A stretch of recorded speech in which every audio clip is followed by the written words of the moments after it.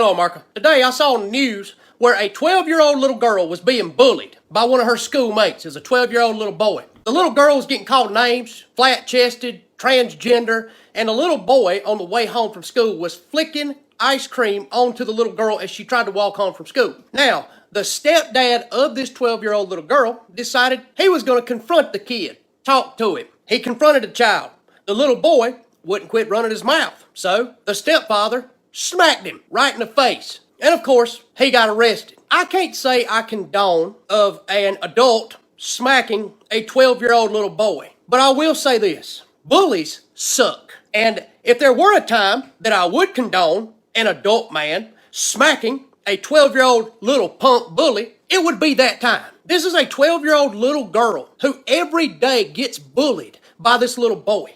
She says it's every day he's doing something to her, cussing at her, calling her names. Could you imagine waking up every morning and hating to go to school because you know that little boy is going to pick on you and bash you and call you names all day? I have a 4-year-old little boy. I had him at the playground one day, and I noticed he would go up to these two little boys and try to play with them, and they wanted nothing to do with him. That alone broke my heart. Those little boys, they wasn't doing nothing to him. They wasn't bullying him. They were a little bit older than he was, and they didn't want to play with him. To see that those little boys wanted nothing to do with him. I could not imagine a parent having to deal with their child every single day, coming home crying, upset, because somebody is bullying them. I couldn't imagine being a child that has to wake up every single morning and they hate their life because somebody is bashing on them. They're bullying them. They're making them feel worthless. So to that father that smacked that 12-year-old little boy, yeah, you went to jail, but man, kudos to you. Now, I know people are going to say, I can't believe you said that because he smacked a 12-year-old little boy. Look, the man said he was out of line. And if I were to put myself in that man's position, I cannot guarantee you,